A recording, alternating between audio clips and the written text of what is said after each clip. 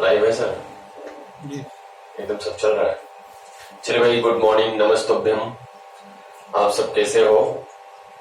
एक बार आप लोग लिंक को शेयर करें मेरे प्यारे बच्चों, और अगर आप लोग कर पाए तो थोड़ा सा इस लिंक का स्टेटस अपने स्टेटस पे लगा दें, व्हाट्सएप पे, फेसबुक पर, इंस्टाग्राम पे, टेलीग्राम पर। अगर आप लोग भेजेंगे तो इससे क्या होगा कि अधिक से अधिक बच्चे जुड़ेंगे और अधिक से अधिक बच्चों का फायदा होगा। ठीक है, जितने भी बच्चों ने पेड बैच में एडमिशन करा रखा है, 18 से 20 बच्चों ने एडमिशन लिया हुआ है, लेकिन देखने के टाइम पे जब आते हैं तो 9-10 आ पाते हो बच्चे। सब लोग क्लास लो बराबर, ताकि आप सबका फायदा हो, है ना। नहीं तो फीस भी आप लोगों ने पे कर दिया है और क्लास भी नहीं ले रहे हो, इसमें आपका नुकसान होगा। ठीक है प्यारे बच्चों, तो एक बार लिंक को आप लोग शेयर कर दीजिए अपने व्हाट्सएप के स्टेटस पे, टेलीग्राम, फेसबुक वगैरह में स्टोरी वगैरह बना दीजिए। इससे अधिक से अधिक बच्चे जुड़ेंगे और इससे आपको अच्छा लगेगा कि क्या आप शब्द लिख पाते हो लोगों को जोड़ने के लिए, कि क्या आपके पास इतने मजबूत शब्द हैं क्या कि लोगों को आकर्षित कर पाओ। जरा चेक करो अपने शब्दों को लिख करके, अपने वाक्यों को लिख करके।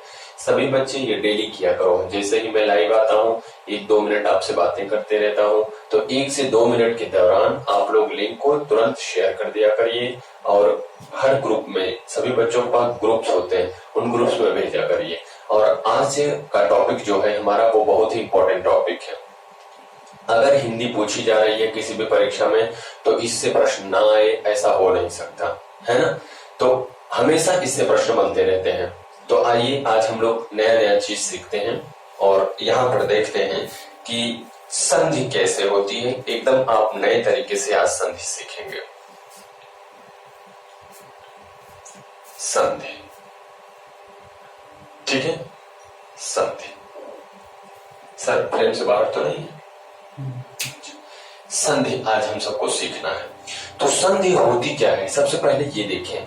जैसे हमारे शरीर की हड्डियां होती हैं, जहां जहां पे जुड़ी रहती हैं उसे हम संधि कहते हैं, है कि नहीं। देखो जैसे ये हड्डी है तो इस हड्डी और इस हड्डी से यहाँ पर जुड़ी है तो इसे भी एक संधि कहेंगे, ठीक है। और ये कैसी संधि है? चल संधि है। देखिए यहाँ पर भी हड्डियां जुड़ी हैं, ये सभी हड्डियां क्या कहलाती हैं? संधि कहलाती हैं। क्या कहलाएंगे बच्चे? संधि कहलाएंगी।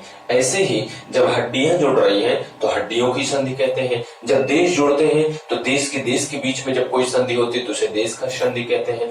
ऐसे ही यदि हमारी संधि हो जाए तो उसे क्या कहेंगे, या इसमें किसे जोड़ा जाएगा, इस बात को हम लोग देखते हैं, ठीक है। तो आइए हम परिभाषा से शुरुआत करेंगे। संधि का जो अर्थ होता है भैया वो होता है जोड़। संधि का अर्थ होता है जोड़ या मिलाना। संधि का अर्थ होता है जोड़ या मिलाना।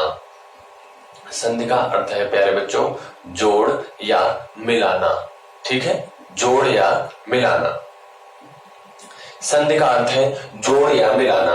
अब संधि का अर्थ जो जोड़ या मिलाना हो गया, इससे एक बात तो क्लियर हो गई कि कोई ना कोई चीज इसमें जोड़ी जाएंगी या कोई ना कोई चीज इसमें मिलाई जाएंगी।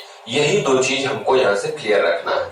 अगर जोड़ी जाएंगी तो भी ठीक है, मिलाई जाएंगी तो भी ठीक है, और यदि ऐसा हुआ तो उसे हम लोग क्या कहते हैं? संधि कहते हैं, ठीक है। उसे हम लोग क्या कहेंगे प्यारे बच्चों? संधि कहेंगे। तो संधि यदि हम लोग बात करने लग जाए तो एक प्रश्न आपका यहीं से बन जाता है, दो वर्णों के मेल को, दो वर्णों के मेल को, दो वर्णों के मेल को, दो वर्णों के मेल को संधि कहते हैं। दो वर्णों के मेल को संधि कहते हैं, ठीक है। दो वर्णों के मेल को संधि कहते हैं। याद रखिएगा, शब्दों के मेल को संधि नहीं कहते हैं, वर्णों के मेल को संधि कहते हैं। इस बात को एकदम मन में बैठा लीजिएगा। प्रश्न पूछा गया है, संधि है वर्णों का मेल, शब्दों का मेल, वाक्यों का मेल, या इनमें से कोई नहीं। तो आपको बताना होगा वर्णों का मेल। क्या बताना होगा? वर्णों का मेल। क्योंकि जब दो वर्ण मिलते हैं तो विकार उत्पन्न होता है, और इसी विकार उत्पन्न को ही हम लोग क्या कहते हैं? संधि कहते हैं। मतलब यदि हम ऐसे कह लें एक परिभाषा के तौर पे कि दो वर्णों के मेल से जो विकार उत्पन्न होता है, दो वर्णों के मेल से जो विकार उत्पन्न होता है उसे ही हम लोग क्या कहेंगे भैया? संधि कहेंगे। आई बात समझ में? आइए एक परिभाषा और लिख देते हैं। तो हमने क्या लिखा मेरे प्यारे बच्चों? दो वर्णों के मेल से, दो वर्णों के मेल से जो विकार, विकार मतलब क्या होता है?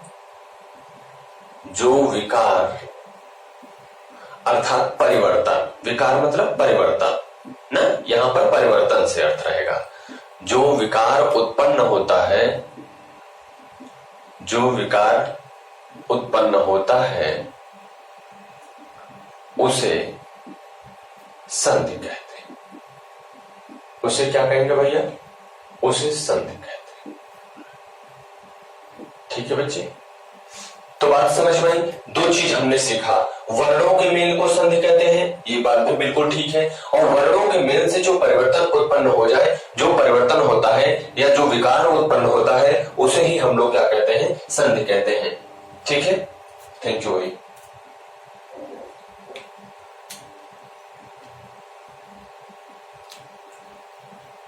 जी चलिए, थैंक यू सभी को, थैंक यू। नो आइए देखते हैं, अब देखते हैं कैसे परिवर्तन होता है। जैसे हमने लिखा विद्या धन आलय, देव धन आलय। ठीक है, दो में पहले समझ लेते हैं। यहां पर हमने क्या लिखा मेरे भैया? विद्या धन आलय, और यहां पर लिखा है देव धन आलय। यहां पर परिवर्तन किस तरीके से हो रहा है? यहां पर ये दोनों शब्द में से यहां और यहां पर जब मिलान होगा तो ये एक शब्द बनाएगा विद्यालय। अब ये कैसे हो रहा है पूरा? अभी पूरा लिख लिख के एक एक बात समझाऊंगा। विद्यालय, यहां पर इस और इस वर्ण के बीच में जब मेल होगा तो बनेगा देवालय। क्या बनेगा? देवालय। ठीक है, क्या बनेगा भैया? देवालय। मतलब अब ये मिलेगा कैसे? वर्ण कैसे मिलेंगे?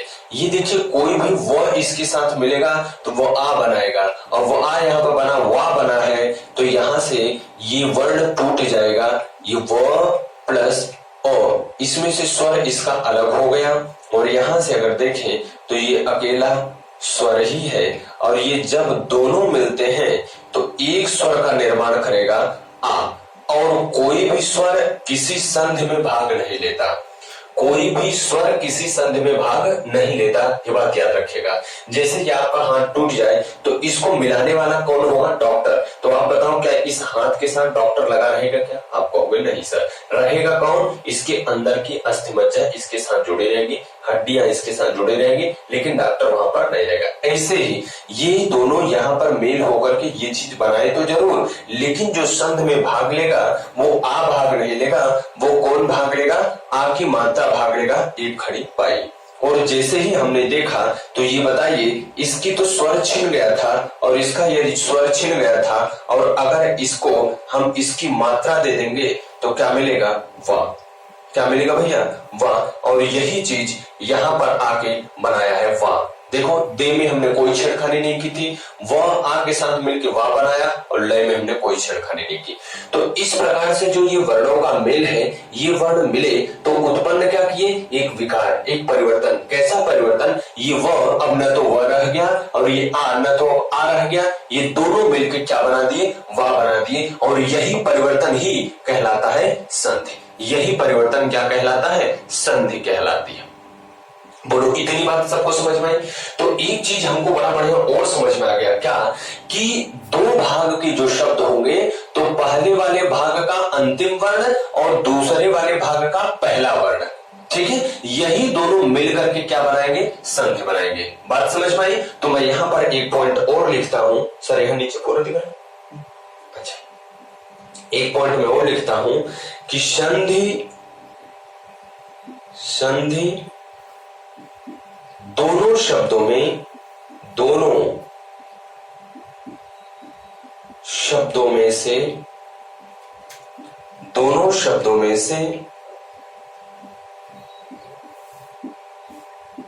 पहले शब्द का अंतिम वर्ण, पहले शब्द का अंतिम वर्ण तथा दूसरे शब्द का, दूसरे शब्द का, दूसरे शब्द का कौन सा वर्ण होगा भैया जरा बताना। दूसरे शब्द का प्रथम वर्ण, दूसरे शब्द का कौन सा वर्ण, दूसरे शब्द का प्रथम वर्ण, प्रथम वर्ण मिलकर, मिलकर विकार उत्पन्न करते हैं। प्रथम वर्ण मिलकर, मिलकर संधि करते हैं, संधि करते हैं। ठीक, ये बात आपको समझ में आई कि दो शब्द होंगे और दोनों शब्दों में से पहले वाले शब्द का अंतिम वर्ण और दूसरे वाले शब्द का प्रथम वर्ण जब एक दूसरे के साथ मिलकर विकार उत्पन्न करते हैं तो वहां पर उसी को हम लोग क्या कहते हैं, संधि कहते हैं। क्या कहते हैं, संधि कहते हैं। अब याद रखें एक और बात, यदि संधि हो गई, यदि संधि हो गई तो उस संधि को उनके मूल शब्दों में विभाजित भी किया जा सकता है। फिर से बोल रहा हूं, यदि संधि हो गई तो इन्हें तोड़कर इनके मूल शब्दों में विभाजित किया भी जा सकता है और इसी क्रिया को हम लोग संधि विच्छेद कहते हैं। क्या कहते हैं, संधि विच्छेद कहते हैं। क्या कहा कि संधि के बाद, संधि के बाद शब्द को उनके मूल शब्दों में, उनके मूल शब्दों में, उनके मूल शब्दों में विभक्त करना, विभक्त किया जा सकता है, विभक्त किया जा सकता है, विभक्त किया जा सकता है तथा विभक्त करने की, विभक्त मतलब विभाजित, ठीक है, विभक्त मतलब तोड़ना, विभक्त करने की, विभक्त करने की इसी क्रिया को, इसी क्रिया को संधि विच्छेद कहा जाता है, संधि विच्छेद कहा जाता है, संधि विच्छेद कहा जाता है।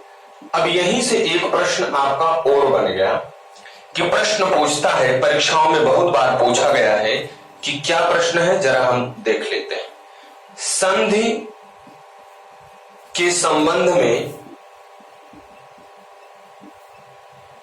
संधि के संबंध में सत्य है, ये प्रश्न है और विकल्प में दिया था विग्रह,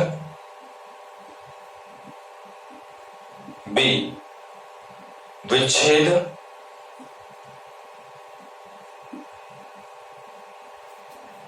सी विभाजन और डी इनमें से कोई नहीं, इनमें से कोई नहीं। तो आप सब जल्दी से बताएं क्या सही होगा इनके लिए। हमने कहा कि सब कुछ है सर प्रेम में, हमने कहा संधि के संबंध में सत्य है। क्या संबंध सत्य है, विग्रह, विच्छेद, विभाजन या इनमें से कोई नहीं। क्या सत्य होगा, तो आप कहोगे कि संधि के विषय में हमने दो चीज बताई। मेरे प्यारे बच्चों, संधि के विषय में पहली चीज ये बताई कि जब वर्णों के मेल से विकार उत्पन्न हो तो उसे संधि कहते हैं, और जब संधि हो जाए और उसे उसके मूल शब्दों में तोड़ दे, मूल शब्दों में विभक्त किया जा सकता है और विभक्त करने की इसी क्रिया को हम लोग क्या कहते हैं, विच्छेद। तो संधि के तात्पर्य है संधि का किससे संबंध रहेगा, विच्छेद से संबंध होगा। यहाँ पर विग्रह लिखा है और विग्रह का संबंध समास से होता है, समास और समास विग्रह, ठीक है। तो यहाँ पर हमारा विकल्प क्या सही होगा, विच्छेद सही होगा, ठीक है भैया। इसे एक बार आप लोग नोट कर लें, फिर हम कहानी को और आगे बढ़ाते हैं, ठीक है। जल्दी से आप लोग नोट करें।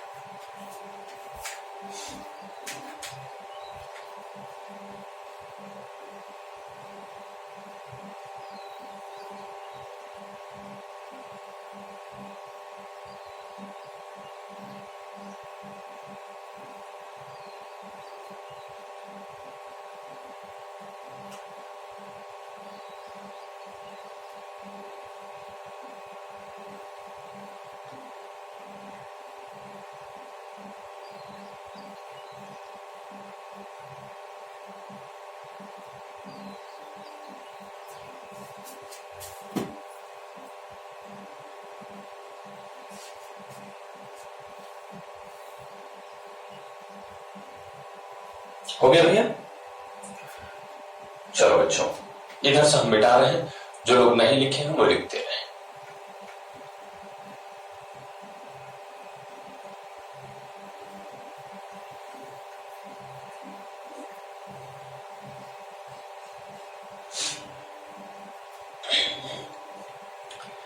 तो अभी हम लोगों ने क्या क्या सीखा?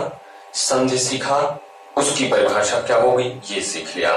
वहां से दो प्रश्न बनेंगे, वो हमने सीख लिया। पहला प्रश्न बनेगा कि संधि है क्या? वर्णों का मेल, शब्दों का मेल, अक्षरों का मेल क्या है? तो आप कहेंगे वर्णों का मेल है। ठीक है। वर्ण यदि कोई आपसे पूछे वर्ण क्या है, वर्ण को ध्वनि चिन्ह कहते हैं। वर्ण को क्या कहते हैं? ध्वनि चिन्ह कहते हैं। ये जो ध्वनि चिन्ह है, ये जो वर्ण है, ये भाषा की सबसे छोटी इकाई है। भाषा की सबसे छोटी इकाई यदि आपसे कोई पूछे तो आप क्या कहेंगे? वर्ण कहेंगे। ठीक है।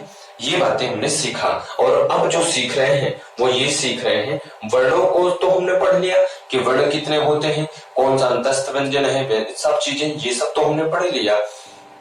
अब हमको सीखना है कि इनके मेल से क्या विकार हो सकता है, इनके मेल से क्या परिवर्तन हो सकता है, या इनके मेल से कैसे शब्द बनाए जा सकते हैं।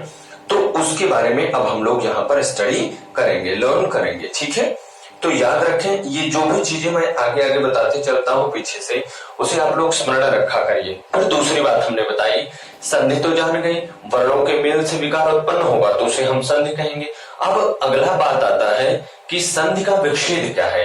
तो संधि विच्छेद हमने क्या सीखा कि यदि शब्दों को उनके मूल शब्दों में तोड़ दिया जाए, शब्दों को उनके मूल शब्दों में तोड़ दिया जाए प्यारे बच्चों, तो उसी को हम लोग क्या कहते हैं? संधि विच्छेद कहते हैं। क्या कहते हैं?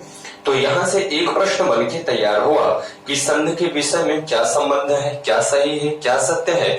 तो आप कहेंगे कि संधि के विषय में विच्छेद सत्य है, क्योंकि संधि का विच्छेद होता है, विग्रह नहीं होता। विग्रह किसका होता है?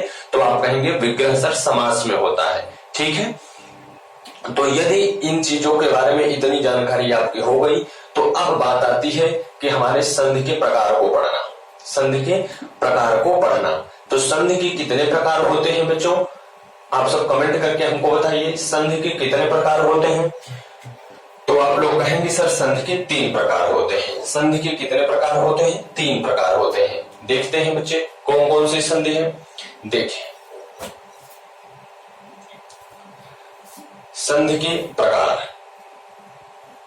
तो संधि के प्यारे बच्चों 3 प्रकार होता है। संधि के कितने प्रकार होते हैं?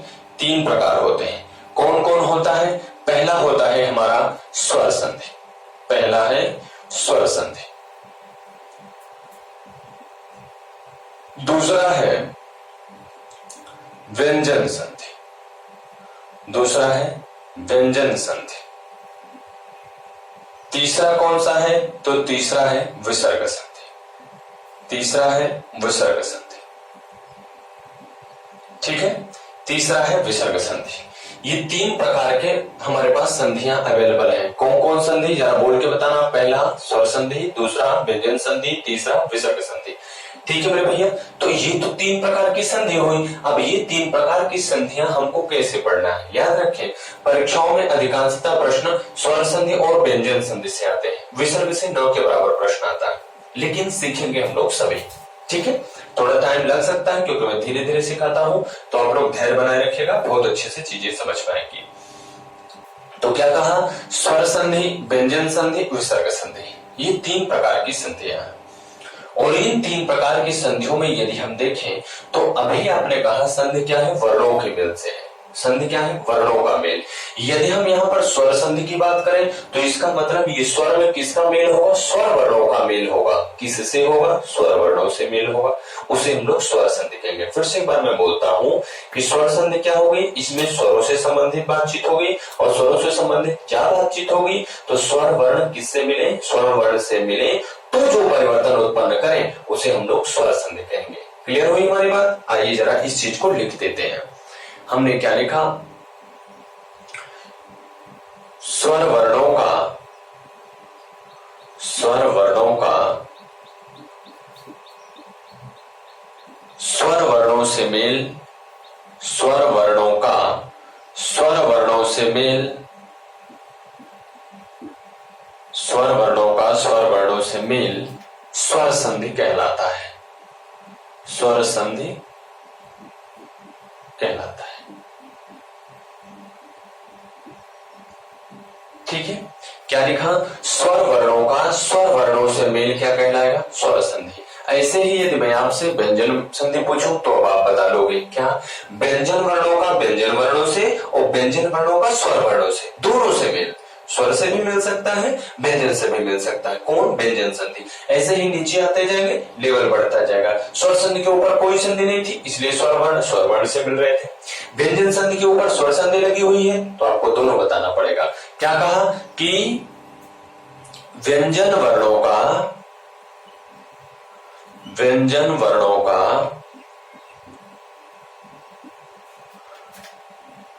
व्यंजन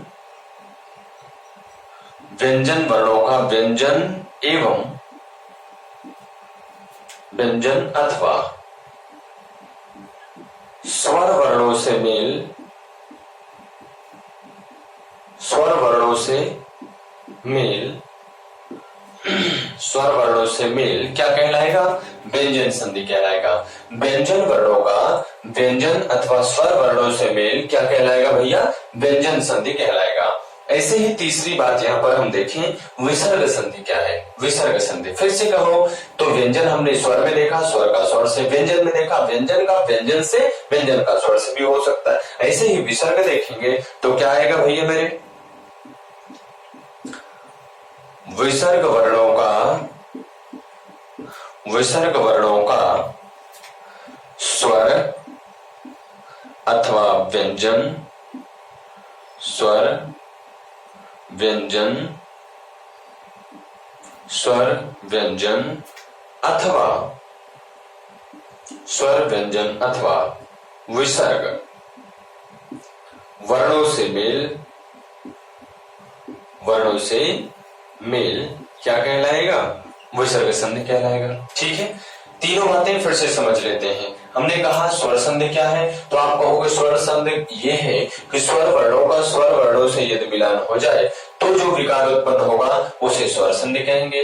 व्यंजन वर्णों का व्यंजन से अथवा स्वर वर्णों से मेल उत्पन्न हो जाए तो जो विकार उत्पन्न होगा उसे हम व्यंजन संधि कहेंगे। और विसर्ग संधि किसे कहेंगे, विसर्ग का अगर स्वर व्यंजन अथवा स्वर व्यंजन अथवा विसर्ग वर्णों से मेल उत्पन्न हो जाए तो उसे हम लोग क्या कहते हैं प्यारे बच्चों, विसर्ग संधि कहेंगे। ठीक है भैया, इतनी बात सबको क्लियर हुई। अब बात आती है कि सर इसका एक एक उदाहरण करके दिखा दीजिए। हाँ जी, आइए उदाहरण करके देख लेते हैं। मैंने उदाहरण भी बनाया। क्या बनाया, हमने एक शब्द लिखा उत्तम धन अंग। क्या लिखा, उत्तम धन अंग। इसका मुझे मेल करना है तो इसे पहले दो वर्णों में तोड़ दीजिए। किसमें, म और इसका स्वर निकाल लीजिए। तो निकला ओ, यहां से क्या मिला, ओ और अन मिलकर के अंग बना है ना, तो इसे अ और अ मिला देंगे तो क्या बनेगा, आ बनाएगा। अभी कैसे बनाता है ये सब चीजें आपको समझ में आएगी। भाग लेगा इसका मात्रा, तो उत तक तो हमको कुछ नहीं करना, उत तक म में आ की मात्रा जोड़ेंगे बनेगा मां, और अंक की मात्रा जैसे लगी थी लगा दिए तो बना उत्तमांग। अब जरा बात करें, ये अ जो है वो किसके साथ मिला, अ के साथ। और क्या है, आप कहेंगे सर अस्वर है, क्या है, स्वर है। मैं पूछूं ये वाला अ क्या है, तो आप कहेंगे सर स्वर है, सही है। अगर मैं पूछूं बच्चा ये बना क्या, तो आप कहेंगे सर स्वर है। क्लियर हुई बात, मतलब स्वर का स्वर के साथ मिलने पर जो विकार उत्पन्न होगा वो भी एक स्वर ही होगा, वो भी एक क्या होगा, स्वर ही होगा। तो नोट करके लिख लीजिएगा, यहां पर क्या लिखेंगे, स्वर संधि में, स्वर संधि में स्वर व स्वर मिलकर, स्वर व स्वर मिलकर भी स्वर बनाते हैं, स्वर बनाते हैं। तो प्रश्न आपसे पूछा जा सकता है कि स्वर वर्ण यदि स्वर वर्ण से मिले और स्वर वर्ण का ही इजाद करें तो ऐसी कौन सी संधि होगी, तो स्वर संधि होगी। ठीक है, बात समझ में आ गई। अच्छा, ये तो हम समझ में आ गई, ये तो हमको बात समझ में आ गई। और देख देते हैं हम यहां पर उत धन लास, क्या लिखा, उत धन लास। अब देखिए यहां पर क्या है, तो व्यंजन है, क्या है मेरे भैया, व्यंजन है, ठीक है। और ये ल भी क्या है, तो आप कहेंगे सर व्यंजन है, ठीक है। अब ये दोनों व्यंजन मिलकर के जब बनाएंगे तो क्या बनाते हैं, आधा ल बनाते हैं, क्या बनाते हैं, आधा ल। तो और ये मिलकर के आधा ल, और ये पूरा ल, तो बन जाएगा ला। तो बन के क्या शब्द तैयार हुआ, उल्लास। क्या बन के तैयार हुआ, उल्लास, ठीक है। समझ में आ रही है हमारी बात, तो क्या बन के तैयार हुआ, उल्लास। अब यहां पर देख रहे हैं कि व्यंजन का किससे मिलन हो रहा है, व्यंजन से, तो बनाया क्या, व्यंजन। अब व्यंजन स्वर से मिले तो भी बना सकता है, समझ में आ रही है। जैसे हमने एक शब्द और लिखा, जगत धन ईश, क्या लिखा बच्चे, जगत धन ईश। यहां पर आप देख रहे हो त है, त मेरे भैया क्या है, आप कहोगे सर व्यंजन है, क्या है, व्यंजन। इसके बारे में पूरी चीजें आपको वर्णमाला में सिखा चुका हूं, नहीं पढ़े हो तो पीछे की वीडियो देख लेना, ठीक है।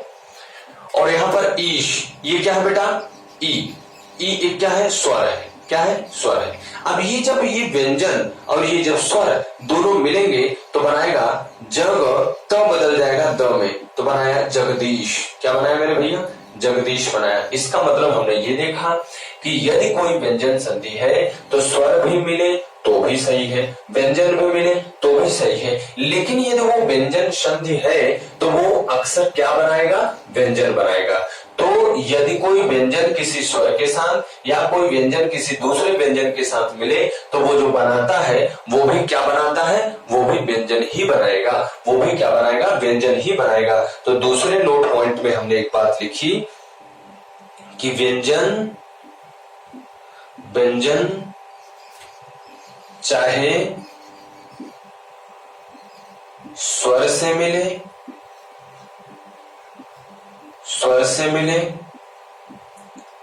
अथवा व्यंजन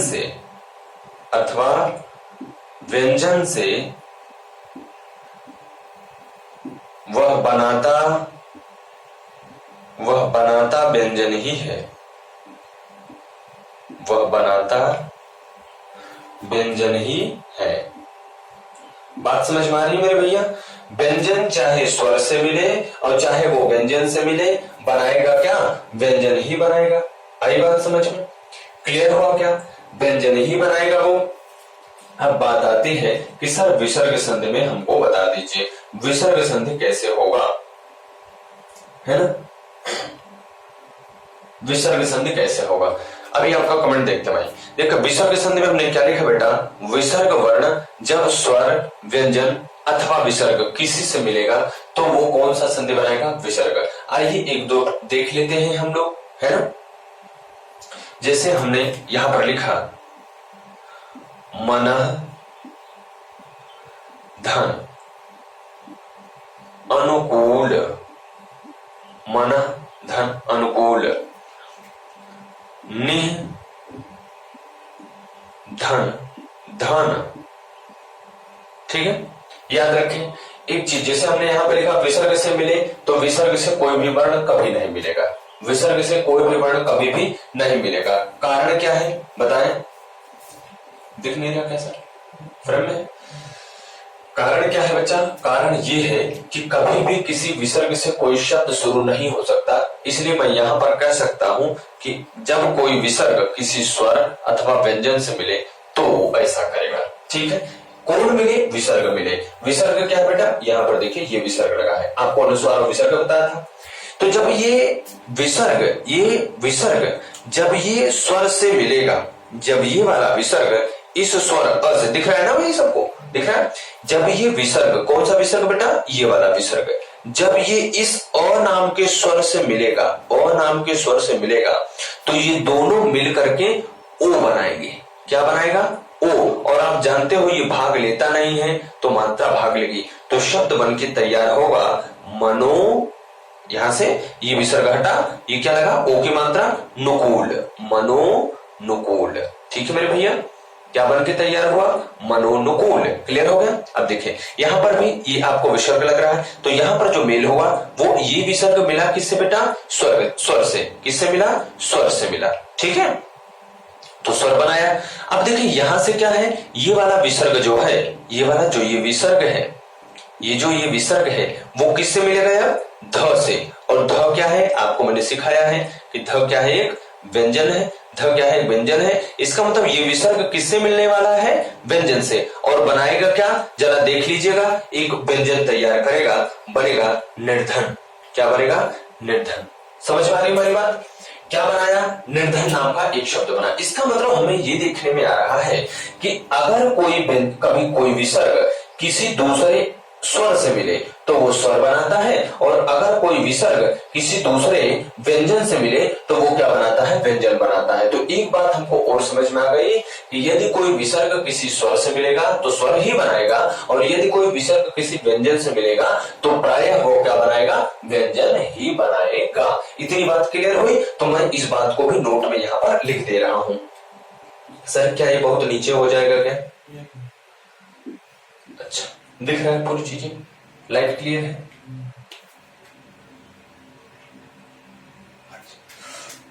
चलिए, मैंने क्या लिखा? जब विसर्ग स्वर से मिलता है, स्वर से मिलता है तो स्वर, स्वर से मिलता है तो स्वर, और व्यंजन से मिलता है, और व्यंजन से मिलता है तो व्यंजन वर्ण बनाता है, तो व्यंजन बनाता है। ठीक है, इतनी बातें आपको समझ में आई होंगी, ऐसी मैं आशा करता हूं। आप लोग एक बार इसे उतार लें, कॉपी कर लें, फिर हम आगे बढ़ते हैं। जल्दी से उतारें।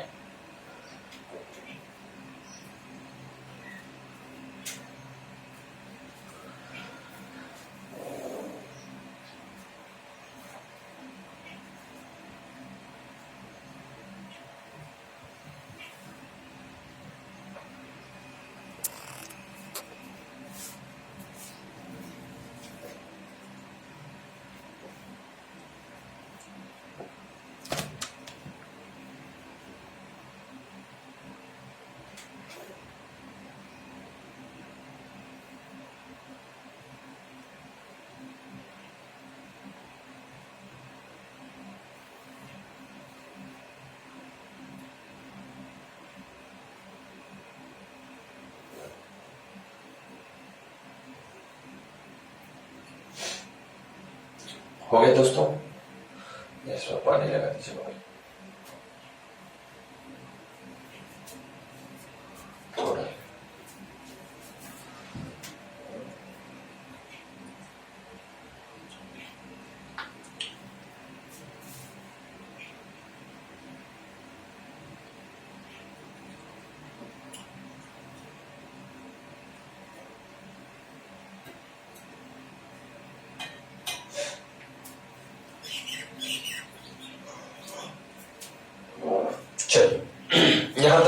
सीखा।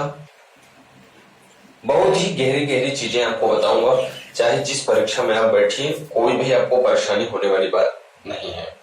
बस परेशानी तब नहीं होगी जब आप इसे ध्यान से देखेंगे, ठीक है। कुछ बच्चे देखता हूं बेचारे पूरा लेक्चर लेते हैं और कुछ तो इतनी मेहनत करके आते हैं और 1-2 मिनट देखते हैं, अपनी हाजिरी लगाते हैं और निकल लेते हैं, ठीक है। तो ऐसी बात अच्छी नहीं है बेटा, जब पढ़ रहे हो तो पूरा पढ़ो, नहीं पढ़ना देखो ही मत, है ना। आओ वीडियो स्किप करके निकल जाओ, हटा दो कि नहीं देखना भाई, है ना। पढ़ाई कर लूंगा तो दिक्कत हो जाएगी, ऐसी चीज देखना ही नहीं। टिकटॉक देखो, वीडियो देखो, भोजपुरी गाने देखो, है ना। अच्छे अच्छे गाने आ रहे हैं भोजपुरी के, गंदे गंदे, उन्हें देखो। उसमें जो मजा है वो मजा इसमें थोड़ी ना है। पढ़ाई में कहाँ इतना मजा मिलता है। पढ़ाई में तो दर्द है, उमस है, तकलीफ है। और भोजपुरी गाने में अगर आपको धूप में बैठा के भोजपुरी गाने सुनाए जाए गर्मी में, तब भी आपको कितना मजा आएगा। कुछ बच्चे कहते हैं कि अब वो गाने नहीं सुनते, भोजपुरी नहीं सुनते। सब सुनते हैं और सबको सब कुछ पता है, पर कोई दिखा देता है मेरी तरह और कोई लोग चुप्पे होते हैं जो बताते नहीं है। जैसे उस दिन मैंने पूछा कितने लोग टिकटॉक बनाते हैं, तो कोई नहीं कहा कि हम बनाते हैं, वो बनाते सब है टिकटॉक ना भैया। टिकटॉक बना रहे हो अच्छी बात है, यही पढ़ाई वाली चीज का टिकटॉक बनाओ, देखो डबल फायदा होता है। जो आपकी टिकटॉक देखेगा उसे भी कुछ बुद्धि होगी, और जो बनाएगा जैसे आप, तो आपकी तो बुद्धि होगी ही होगी, है कि नहीं। तो हम लोगों ने प्यारे बच्चों सीखा संधि के प्रकार। तो संधि के कितने प्रकार होते हैं, हमने सीखा संधि के 3 प्रकार होते हैं। कौन कौन सी संधि होती है, आपने हमें सिखाया कि स्वर संधि, व्यंजन संधि और विसर्ग संधि, 3 संधि है। रिवाइज कर रहे हैं। स्वर संधि क्या है, स्वर का स्वर से मेल हो, स्वर बनाए, स्वर संधि। व्यंजन संधि क्या है, स्वर का स्वर से मेल हो जाए तो स्वर संधि। अब व्यंजन की बात आई है तो व्यंजन बात करेंगे, तो व्यंजन का स्वर से या व्यंजन का व्यंजन से अगर कोई मिलन होता है तो वो जो संधि बनेगी वो कौन सी संधि बनेगी, व्यंजन संधि बनेगी। क्लियर हुआ। तीसरी वाली बात आती है विसर्ग संधि। तो विसर्ग संधि क्या है, स्वर का स्वर से स्वर संधि, व्यंजन का स्वर या व्यंजन से व्यंजन संधि। अब बात आई विसर्ग की, तो किसको हम लोग देखेंगे, विसर्ग को देखेंगे। अर्थात विसर्ग का स्वर से अथवा व्यंजन से जब मिलन हो। अब विसर्ग क्यों नहीं कह रहा, क्योंकि कोई शब्द विसर्ग से शुरू नहीं हो सकता, कोई भी शब्द विसर्ग से शुरू नहीं हो सकता। और यदि वो विसर्ग से शुरू नहीं हो सकता तो कोई विसर्ग किसी दूसरे विसर्ग से मिल भी नहीं सकता। क्यों, संधि के बारे में हमने क्या बताया कि संधि जो है वो पहले वाले शब्द का अंतिम वर्ण और दूसरे वाले शब्द का पहला वर्ण जब मिलता है तब क्या बनाता है, हमारी संधि बनाती है, तभी तो हमारी संधि बनाती है, ठीक है कि नहीं है। तो विसर्ग जो होगा वो या तो स्वर से मिलेगा और या तो व्यंजन से मिलेगा, और स्वर या व्यंजन से मिलते है तो मिलने के बाद वो क्रमशः स्वर या व्यंजन ही बनाता है। और इसी प्रक्रिया को हम लोग क्या कहते हैं, स्वर संधि, व्यंजन संधि और विसर्ग संधि। ये तीनों संधियां हम लोगों ने देखा। अब बात आती है कि क्या ये स्वर संधि, व्यंजन संधि और विसर्ग संधि के भी प्रकार होते हैं क्या? हाँ जी, बिल्कुल होते हैं। और यही स्वर संधि ऐसी है जिसका हमसे सबसे ज्यादा परीक्षा में प्रश्न पूछा जाता है। अगर यही स्वर संधि हम अच्छे से सीख गए तो हमारा व्यंजन संधि भी सही रहेगा और विसर्ग भी सही रहेगा। तो आइए हम आपको सिखाने का प्रयास करते हैं, आप लोग इसे सीखिए। तो संधि के हमने 3 प्रकार देखे। तीसरे प्रकार में पहली संधि का अब हम लोग देख रहे हैं। पहली संधि है स्वर संधि। पहली संधि है स्वर संधि, और स्वर संधि के हम लोग परिभाषा देख चुके हैं। अब हम लोग आज पढ़ेंगे स्वर संधि के प्रकार। क्या पढ़ेंगे मेरे प्यारे बच्चों? स्वर संधि के प्रकार। अब देखिए 2 भेद है, 2 मत है इसमें। अगर हम लोग पूछे कि संस्कृत के स्वर संधि के कितने भेद हैं, तो आप 7 बता सकते हैं या 5 बता सकते हैं। तो संस्कृत में 5 बता सकते हैं, लेकिन हिंदी में यदि बात करें तो 7 होते हैं। लेकिन अब इसमें बात आ जाती है मूल रूप से कितने होते हैं और कुल कितने होते हैं।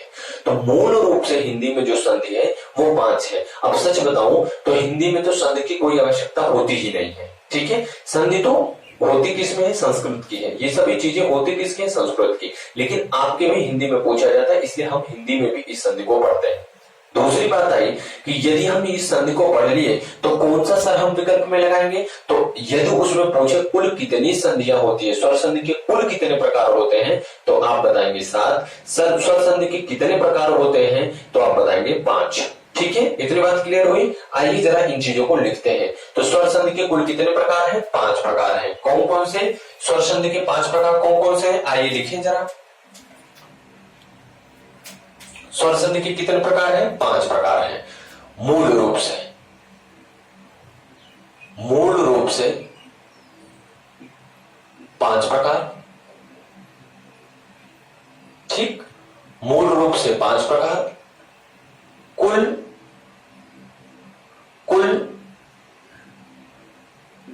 स्वर संधि,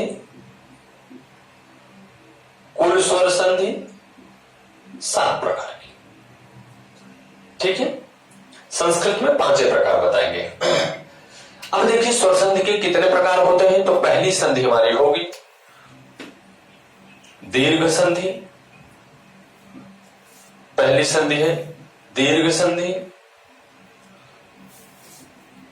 दूसरी गुण संधि, मेरे साथ आप भी बोला करो बेटा, गुण संधि। तीसरा यण संधि, यण संधि, संधि ना कहिएगा ना, यण संधि। उसके बाद वृद्धि संधि, वृद्धि संधि, और 5वां है मेरे सरकार अयादि संधि, अयादि संधि। ये 5 प्रकार की हमारी संधियां हैं। अब एक और होता है, छठा जो है वो पररूप संधि, पररूप संधि, और 7वां है पूर्व रूप संधि, पूर्व रूप संधि। ठीक, इन सब का संस्कृत में प्रयोग होता है लेकिन हिंदी में प्रयोग नहीं होता। तो मुख्य तरीके से हमको अगर बताएं तो मुख्य तरीके से हमको 1, 2, 3, 4 और 5 यही पढ़ना है। दीर्घ संधि, गुण संधि, यण संधि, वृद्धि संधि और अयादि संधि। मेरे भैया यही 5 संधि पढ़नी है। अब आपसे इसका सूत्र कभी कभी पूछ देता है। इसका क्या पूछ देता है, सूत्र पूछ देता है कि दीर्घ संधि का सूत्र क्या होगा, दीर्घ संधि का सूत्र क्या होगा। कभी कभी ऐसे आपसे सूत्रों के बारे में पूछ देता है। ठीक है, तो सूत्रों के बारे में पूछ दे तो घबराना नहीं है, मैं आपको सूत्र भी बता दे रहा हूं, इन्हें आप याद कर लीजिएगा।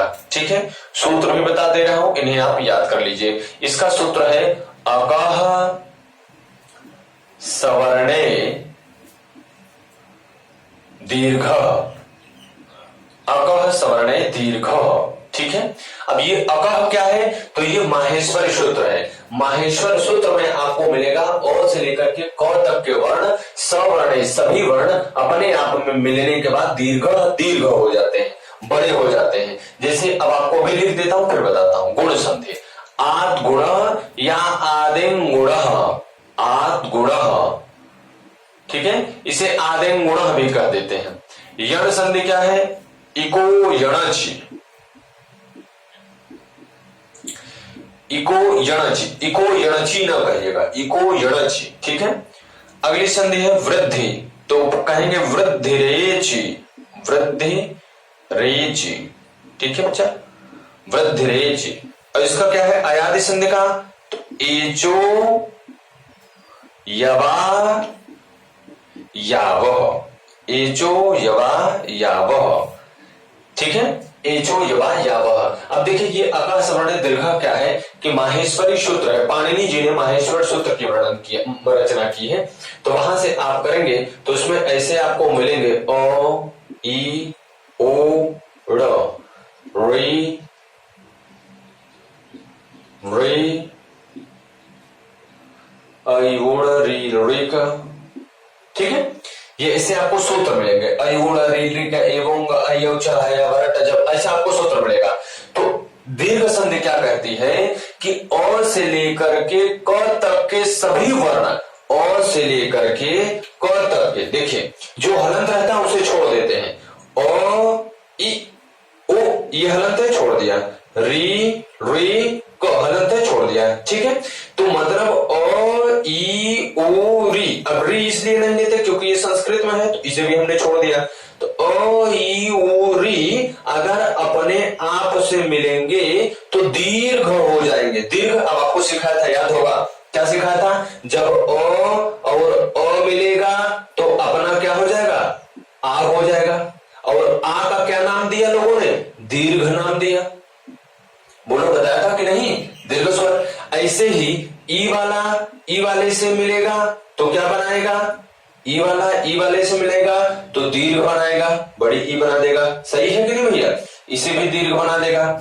ऐसे ही ओ वाले से मिलेगा तो क्या बनाएगा, ये भी अपना क्या बना देगा भैया, दीर्घ बना देगा, बनाएगा कि नहीं भैया, दीर्घ बना देगा, ठीक है। ऐसे ही री वाला जब री वाले से मिलता तो दीर्घ बना देना चाहिए था, पर ऐसा वर्णन मिलता नहीं है, इसलिए इसे हम लोग यहां पर नहीं सीखेंगे, ठीक है, इसे हम लोग यहां पर नहीं सीखेंगे। तो आपने ये देखा कि मूल रूप से ये जो अ, ये जो ई, ये जो ओ है, यही हमारा मूल स्वर है, मूल स्वर है। और इन शब्दों को जैसे बहुत लोग इसे क्या कहते हैं, छोटा अ, छोटा ई, ऐसे ही छोटा उठा नहीं होता। आप हिंदी पढ़ रहे हैं तो हमको ह्रस्व दीर्घ नाम पता है, तो ये अगर दीर्घ बना है तो पक्का है कि ये क्या है, हमारा ह्रस्व है। अगर कुल मिला के हम बात करें तो दीर्घ संधि में अका समर्णित दीर्घ जो लिखा गया ये बताता है कि माहेश्वर सूत्र में अ वर्ण से लेकर के क वर्ण तक में आने वाले सभी वर्ण यदि खुद से मिलेंगे तो, या ये बड़े दीर्घ से मिलेंगे तो ये दीर्घ बना देंगे। आई बात समझ में इतनी, इतना क्लियर हुआ। इसे आप लोग एक बार लिखें, फिर और कुछ बात करता हूं। शायद आज इतना ही टाइम लग पाएगा, इसके आगे मैं बहुत चीजें नहीं बता पाऊंगा, तो इसे आप लोग एक बार लिखें जल्दी से।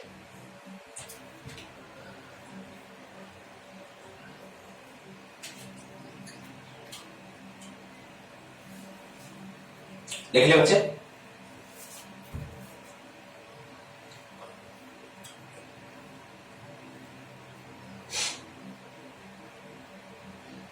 देखिए इसके तुरंत बाद मैथ की क्लास लग जाती है और आप लोग पूरा दोनों पीरियड देखने के बाद ही हटा करो, कहीं से खाना वाना खाते रहा करो, या पहली बात तो कहूं कि आप लोग भोजन वोजन करके बैठा करो, या 1 बजे तक क्लास खाली हो जाती तब भोजन कर लिया करो, या तीसरा ऑप्शन आपके पास से करते रहा करो और मुझे सामने रख दिया करो। तुम्हारे भोजन में नजर नहीं लगाऊंगा, बस ये रहेगा तुम पढ़ते रहोगे, ठीक है। दबा के खाओ, लॉकडाउन में सब मोटे मोटे हो जा रहे हैं, है ना।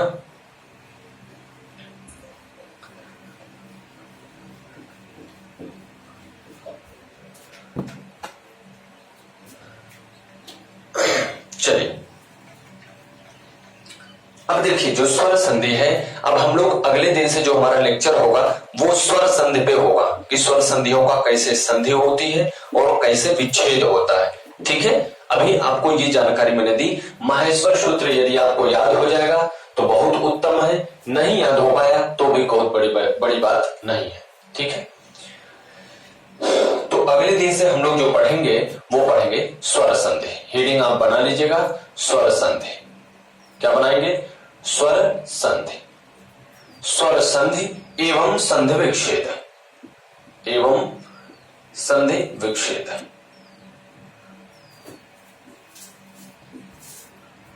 ठीक, इसे हम लोग कल से पढ़ना शुरू करेंगे, ठीक है।